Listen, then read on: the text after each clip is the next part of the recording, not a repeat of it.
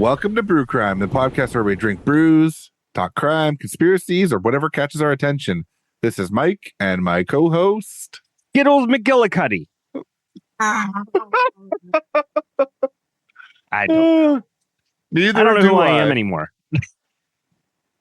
Almost like you're living a double life. No. Almost. Oh, man. Oh. That's a real quick segue into business.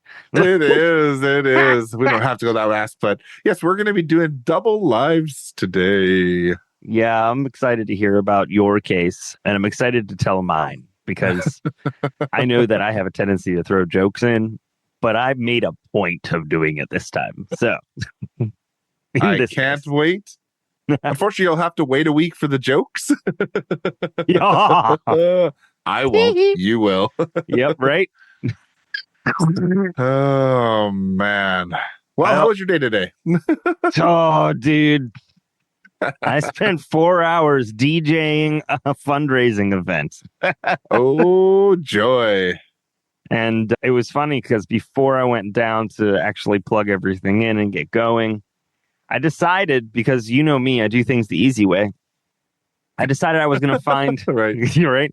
I decided I was going to find an app for DJing. So it's not just hitting play and next song. And so I found this app called DJ Pro, which is free.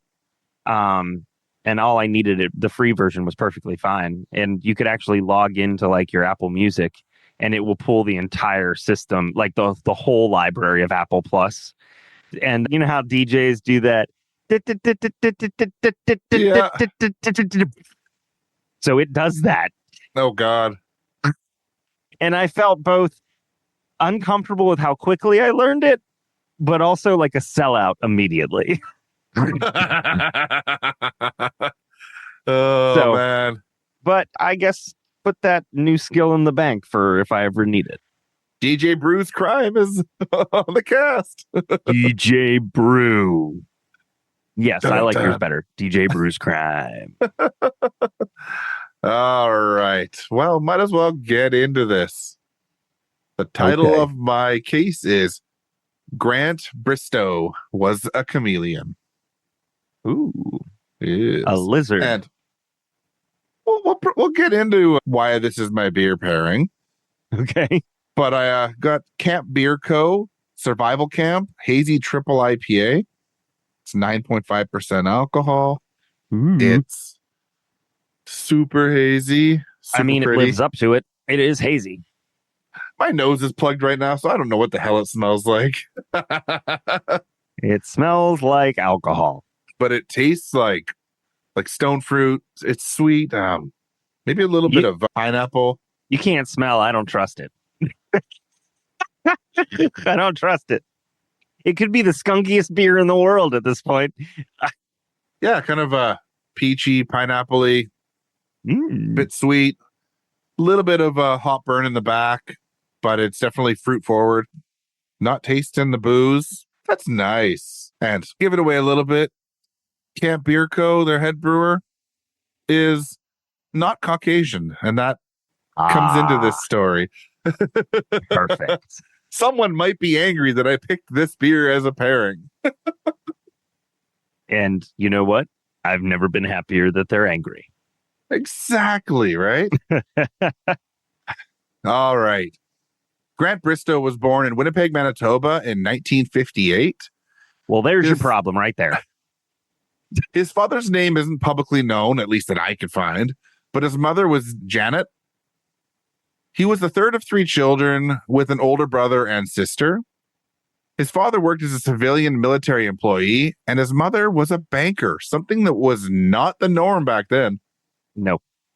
But yeah, like most women back then, unfortunately, were working as like receptionists kind of thing. Yep. Mad Men style. Exactly, yeah. We're talking in the, mid to late 50s here. Yep, for sure. Yeah. Woke time and all. Woke time. So he grew up in a middle-class family and wanted for little. They had a large home, a summer cottage, and he was members of the Boy Scouts and went to good schools. Things would blow up for the family, though, when he was 11, as his parents would divorce. His sister would stay with their dad, but him and his brother were whisked off to Halifax, Nova Scotia before moving to Toronto, Ontario. That's a distance. It's odd that they separate the kids like that, especially back then. I always thought that was odd. It happened. I read more stories about it more than I expect to. In school, he would keep up a C average and decide that he wanted to be an accountant when he got older. I mean, we need accountants, but really? C's get degrees. True. His mother would be a big supporter of civil rights, and Grant would see speeches from Martin Luther King Jr., John F. Kennedy, and he would watch Rosa Parks take her stand. Or sit. Or seat. Take her seat. Yes, that's true. Yes. So this made him a person that held equality up as an important bedrock. In the early 1980s, he would get his business diploma at a community college in Toronto. For whatever reason, he wouldn't use his business diploma and wouldn't become an accountant. What he did do was get a job at a private investigation firm. Well, C's get detective licenses. Doesn't have the same ring to it. No, it doesn't, right? I guess D's for detective. Well, D's nuts. Over a short period of time, he would realize that he was very good at this job. He could easily take on personas and become friendly with people easily, which is, it's an important thing when you're trying to get information out of people. So he seemed to be good at keeping a secret and as good at putting on a smile and, making good impressions.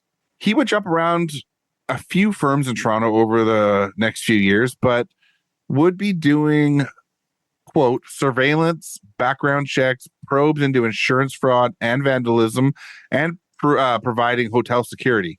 He was too good for the standard PI work and would be moved over to undercover operations. He'd be very good at this and was thought of as an accomplished actor. This led to a love of his work and a nice paycheck to go with that. Take that, Timothy Chalamet. Right? I don't care if you can look brooding in the sand. I mean, I do because I love Dune. No, I know. I know. I know my audience. Exactly. So when talking about his job, Grant would say, quote, "I'm immune to boredom. You have to have patience. It's never a short game." It would be Grant's job as a private eye that would change his life in 1986. Almost no one outside of Canada knows what CSIS is. And I need to discuss this before we can go on. CSIS, or Canadian Security Intelligence Service, is, quote, Canada's Security Intelligence Service. Its role is to investigate activities suspected of constituting threats to the security of Canada and to report these to the government of Canada. CSIS may also take measures to reduce threats to the security of Canada in accordance with well-defined legal requirements and ministerial direction. Are they more like the FBI or more like the CIA? I get to it, but CIA. Okay. Oh, sorry. I'm jumping the gun. CMP are at the federal level, like the FBI. Right. Yes, that's right. Right. So CSIS collects and analyzes threat-related information, which is typically disseminated to government partners through intelligence reports and other intelligence products. Key threats include terrorism, the proliferation of weapons of mass destruction, espionage, foreign interference, and cyber tampering affecting critical infrastructure. Quote. So much like the CIA, the Canadian Security Intelligence Service has no official law enforcement function, although I have a feeling they funnel less money into the drug cartels. Yeah. There's no way anybody could ever hit that bar. That's true. The Jolly Green Giant could effectively... I've got nothing. Never mind. Limbo. That's a story for another day about the CIA. Uh-huh.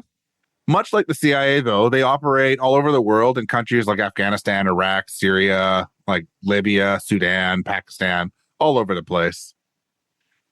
Okay, so let's slide away from Canada's CIA equivalent for a second and go back to Grant. With his job, he would get a call from the South African consulate in 1986. Seeing as South Africa was still an apartheid state, many Canadians were protesting outside of the consulate. South Africa wanted to hire them as security, but also asked if they would gather information on the protesters. Grant had no interest in spying on Canadians who exercised their rights to protest, but he would pretend to be interested. So he would contact a friend who would then put him in touch with a CSIS officer. After the talk with the officer, it was decided that Grant would accept this offer and begin to collect information on the diplomats. His information would lead to the expulsion of one diplomat on August 20th, 1986. One other was barred from re-entering Canada after he headed back to South Africa on his own accord. So, that was pretty damn successful. Now that they had built an asset with a perfect one-for-one track record, they wanted to try and infiltrate another world. This would be the world of white nationalism. Because of course it was. Hence the beer pairing.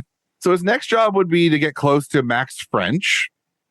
There was a slight rub here as Grant Bristow didn't know a thing about white supremacy or the white supremacy world in Canada or abroad. He would take a crash course on neo-Nazi groups and members in Canada, and CSIS would even give him a copy of the book, The Turner Diaries. You got to get into their headspace, right? Wow, he really did get close. Yes. It rubbed me the wrong way. Yay! So during this time, Grant had just changed jobs to become an in-house investigator for a huge logistics company. But after warning his handlers, he began to try and get to know Max. He wouldn't be successful making friends with Max, and after a few missteps letting it slip that he was working with CSIS, he was let go as an asset. But Grant wasn't ready to stop, though, and a few months later, he would meet a guy through one of his private investigator friends. He would invite Grant to a meeting of the Nationalist Party of Canada. Oh, boy. This meeting would be held at leader Don Andrews' home. Now, to this day, the Nationalist Party of Canada exists at the municipal level in Toronto. They have never done well at any election in their few tries, but it is still disgraceful that they exist at all. So let's get into Don Andrews a little bit, one of the douchebags that are involved here. Don Andrews emigrated to Canada from Yugoslavia in 1952. He was born Willem Slomslik, I think, on April 20th, 1942. His father was killed by Nazis in 1944, and his mother was shipped off to Germany to be a slave laborer. Don would be taken by the Nazis and put into an orphanage. His mother was told that he had been killed in an airstrike. So his mother would meet a Canadian UN worker in a German displaced persons camp, and they would end up getting married and moving to Toronto. After years of searching, she would find Don and have him brought to Canada. When he landed in Canada, his mother would rename him Donald Clark Andrews, and Andrews was the name of her now husband. But he would fall down the white nationalist rabbit hole and founded the Nationalist Party of Canada in 1977. It's so crazy. Like, Nazis literally killed his dad, made his mom a slave, and stole him and put him in an orphanage. But let's be white nationalists and idolize the Nazis. Listen, they're just misunderstood. Right? So now in 1986, many of the members of the party were getting sick of Don's style as his meetings felt more like church sermons. The group would have a big divide as many were middle-aged racists while others were young skinheads who would much rather have less old people and more loud music. 1999 would see Wolfgang, I think it's Droege, Droege. Wolfgang arrive back in town, though, as this would change things for everyone. Wolfgang had just been deported from the United States after spending 4 years in prison. He was charged with drugs and weapon offenses. Before that, he had also been jailed for conspiring to overthrow the government of the Dominica of the Caribbean Islands. Mm-hmm. They had hoped to reinstate their old leader and establish a racist haven. He was a very well-known white supremacist and ex-con. Mm-hmm. He was also friends with David Duke, the Grand Wizard of the Ku Klux Klan. Awesome. It's interesting because, I did just a quick search because sometimes I like to see what these people look like. He looks exactly like you think he would. Yeah. But I guess his parents and grandparents are also huge Nazi supporters. So talking about Wolfgang? Yeah. Yeah. All right, let's meet Wolfgang. Boy. He was born in Frochheim, Germany, I think it is, on September 25th, 1949. His parents and grandparents would be big supporters of the Nazi Party, and quote, at age of 8, he resolved that he too, like his father and grandfather, would grow to be a Nazi. Warren Kinsella wrote in Web of Hate, his book on Canada's extreme far right. In 1962, Wolfgang and his mother would immigrate to Canada. Wolfgang would head back to Germany in 1967 to try and join the army, but they would turn him down for health reasons. So he'd head back to Canada and become a citizen in the early 1970s, unfortunately. Why didn't we just kick him out? Honestly, I would have done a little bit of background research, probably pretty easy to do on his family, and realize we don't need him. Send him to Atlanta. Right. He would meet Don Andrews and join the Western Guard in 1974, another hate group. Mm-hmm. He would then follow Don over to his Nationalist Party of Canada. He would join the Ku Klux Klan in 1976 and become the second in command behind Canadian Grand Wizard James Alexander McQuirter? I don't know. I don't fucking care. Yeah, right. Guy's a douchebag. Yep. They would attempt to open a chapter first in Toronto, Ontario, and then in Vancouver, British Columbia. It never really took off. Police would claim at the peak there were 70 members of the KKK in Canada, while researcher Stanley Barrett would claim 2,500. Who knows what it actually was, but either way, it's too many. Yeah, I was like, in Scientology has a couple million, right? Yeah. At least Scientology doesn't want to kill as many people. With people being bored of Don Andrews, Grant saw potential that Wolfgang might just be the more important target for CSIS. So he would confer with his handlers, and they would agree he was a better mark. This is the point when controversy picks up about Grant Bristow. You see, Grant was right in that Wolfgang was a much more dangerous white supremacist than Don Andrews. Don was loud and proud about his Nazi ideals, but Wolfgang would make sure to dress the part of a normal person, all while being far more dangerous. He believed it was more important to look like you fit in, as it would give you more credibility. So Muammar al-Gaddafi was celebrating 20 years of his illegitimate regime of Libya and invited fascists as well as extremists from the far left wing from all over the world to celebrate in 1989. I don't think I had Gaddafi duck on my bingo card. No, right? He wanted to rally against what he saw as the common enemy in Zionism. Of course. He would contact the Nationalist Party of Canada, and 17 party members would be sent to Libya.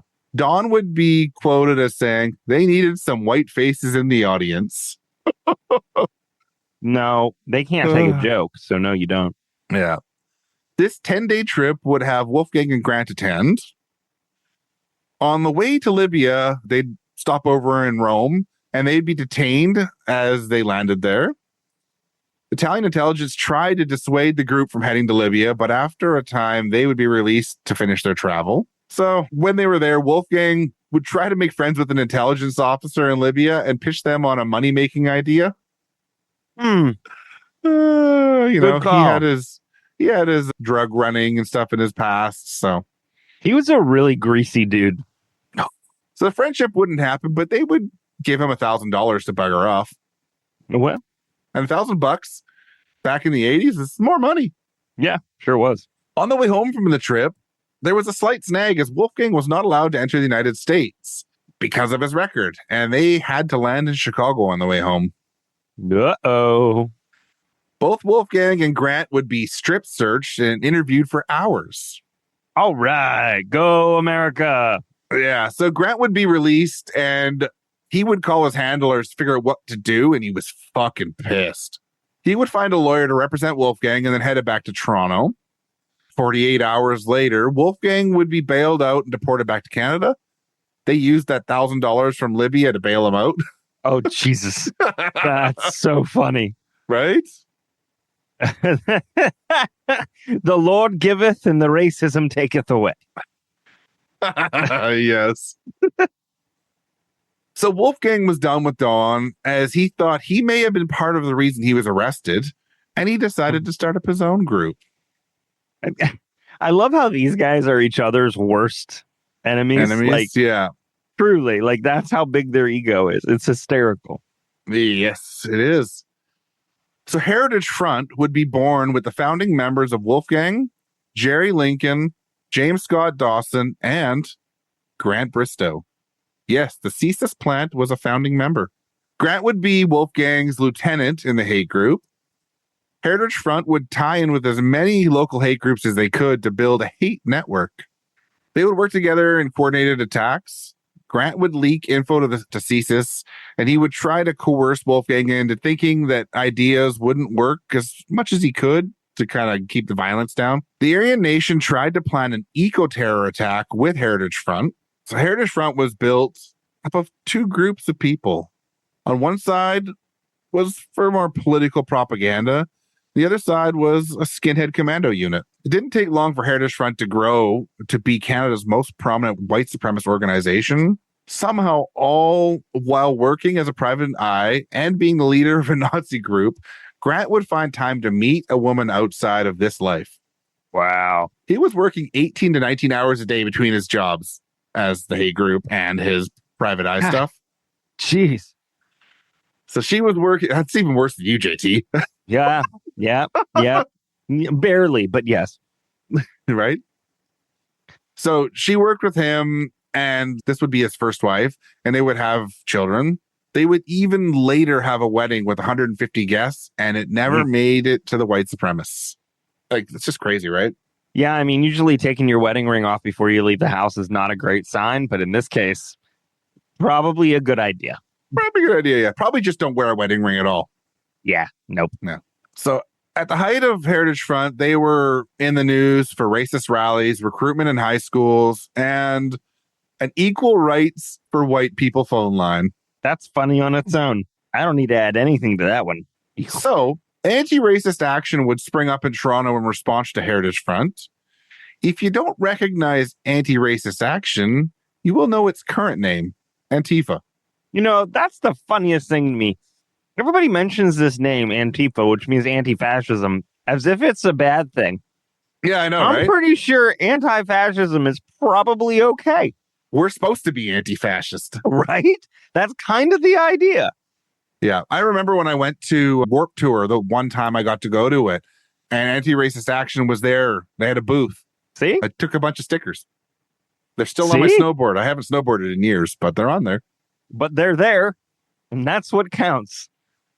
The Right? Hills know. They're alive with the sound of music. So students, activists, anarchists, and street kids aim to make it unsafe to be a fascist. Correct. This would lead to street brawls with bats and bottles, with one brawl seeing 500 anti-racists go after skinheads leaving a neo-Nazi concert. Grant would always insist that he had nothing to do with any violence himself, but his intelligence would lead to 80 threat assessments, hundreds of reports, deportations of foreign white supremacists. Bernie Farber, a senior official at the Canadian Jewish Congress, would credit Grant with saving his life. There was a planned attack on the group, but the thugs from Heritage Front would get arrested for robbing a bank and donut shop before. Bank and donut shop. 1991 would see Wolfgang and Grant travel to Germany as there was a neo-Nazi conference in Munich. They would leave when the head speaker was arrested, and they would decide to visit Dachau, one of the horrifying camps that the Nazis had set up. No. This next bit is quoted from The Walrus. So, quote, "This never fucking happened," Wolfgang shouted in English. "These little bleep have to learn this stuff. It's bullshit."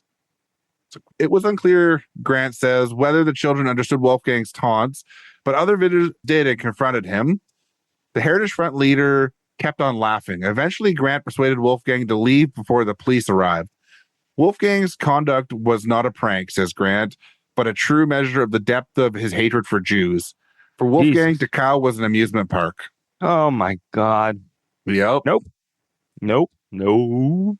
So Grant would start to crack and didn't think he could make it much longer in this life, which I understand because this would be awful.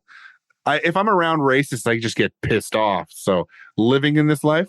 In early 1993, with the violence between anti-racist action and Heritage Front, Grant would come up with an idea that would appease the white supremacists while reducing physical violence. He came up with a campaign to basically single out anti-racists and harass them via phone. So like they'd harass one person until they could get a phone number of another one, and then they would just continue phone tagging.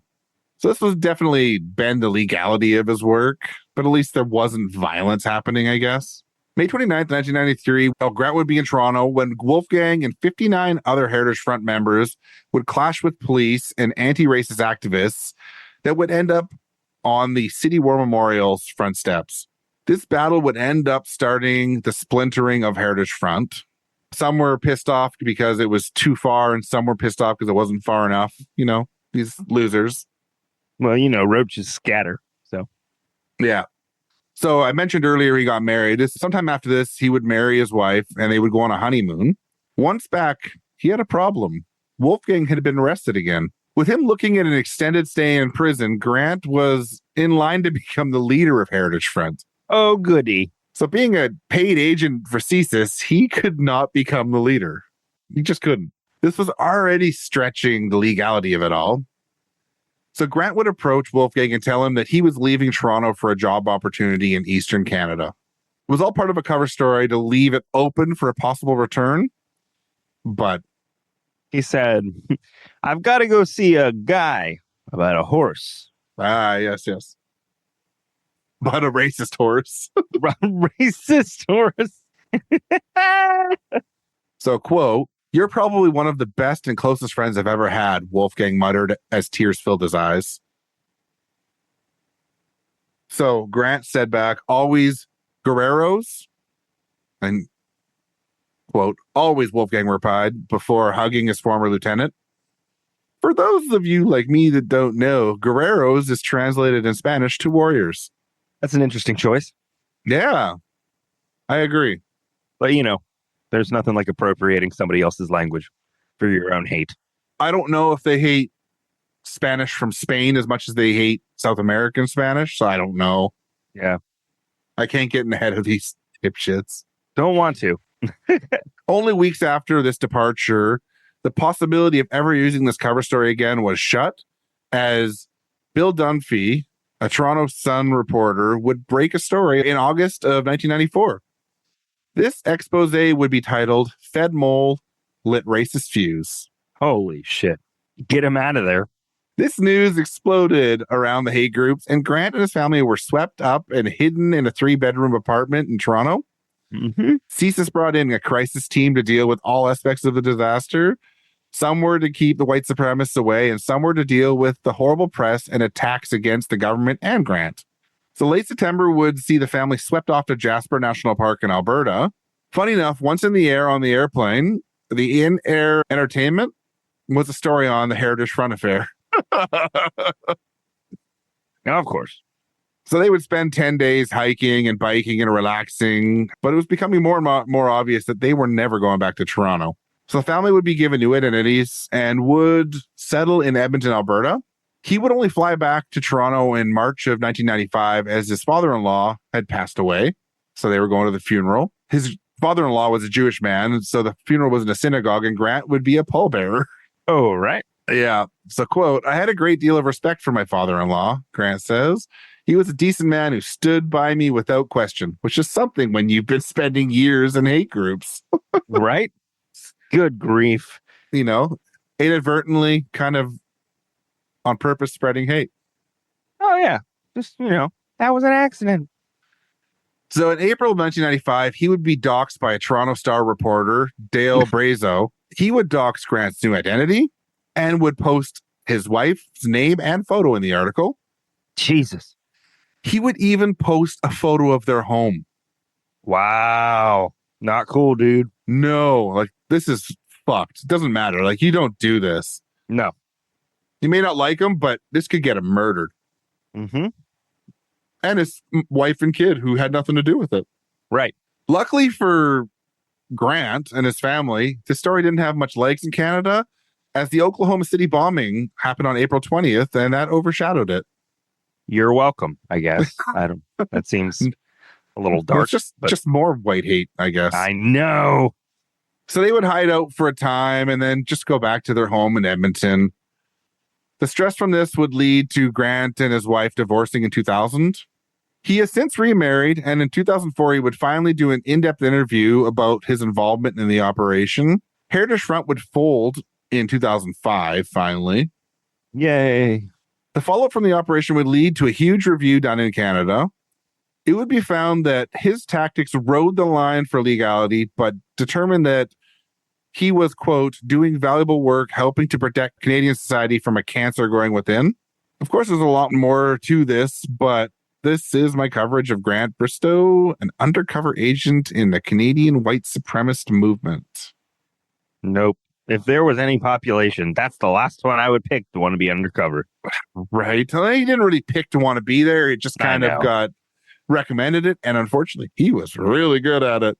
Yeah, I would say so. I guess it seems like in his personal life, he probably doesn't have these views. Like his father-in-law being Jewish, it means his first wife was, half Jewish. Yep. So obviously he doesn't actually believe in these things, but he sure helped spread hate for quite a few years. Yeah. That's terrible. But, he did send a lot of information back to CSIS, and hopefully it led to a lot of these scumbags being put in jail and deported and everything. But what a wild ride, right? Like, that's insane. Gaddafi going to Germany, going to Dachau, like going to all this shit. Libya, yeah. It's just like, holy fuck. Strip searched in an airport. Just like it's got all the hallmark traits. Right? I haven't seen that Hallmark movie. I think it's on a very specific Hallmark channel. Probably. It's more Hail Mark. Heilmark. Heilmark. It's on a channel. What is it? 88? Something like that. I don't know. Fuck. Yes. Punch Nazis. You know why 88? You know why 88's a number in that field, right? That's like, isn't that Adolf Hitler's birthday or something? No, 88. The eighth letter of the alphabet is H, and so it's HH. Heil Hitler. That's what it is. Yes. That's right. Which is why when the My Pillow guy came out with a new price for his pillow being $14.88, that was a big dog whistle. Hell yeah, it was. Yeah, and he had the guts to talk to some people and be like, "I didn't know, sir." Yeah, sir. Okay. All right. Well, that was Grant and his double life. I think that fits. All right, Grant. All right. And Grant, if you hear this, let us know. Right? For sure. One province over. It's all on you, man. Thanks for tuning in to Brew Crime. You can find us on all social media platforms at Brew Crime. We have a Facebook group at Brew Crime the Group. If you'd like to support the show, head to patreon.com/brewcrime now. Money goes towards upgrading equipment and making the show that much better. You get one bonus episode a month, as well as early ad-free access to our episodes. So shout out to our Patreon supporters, True Crime Nana, 3 Beers In, and the faves of our lives. Bye. Bye, everybody. Bye, everybody. Bye, everybody. All cases on Brew Crime are written by Mike and JT or a writer we credit on the episode, and sources are put into our show notes for each episode. We always want to give credit to the people that research the cases we talk about. Check out our store at tpublic.com/stores/brew-crime-podcast, where you can purchase gear like t-shirts, phone cases, stickers, pillows, and all kinds of other cool stuff. Brew Crime's intro was created by Mike using Creative Commons Attribution licensed audio from purple-planet.com, soundbible.com, and freesoundeffects.com. Logo designed by Ben Greenberg. Thanks for listening to this episode of Brew Crime Podcast.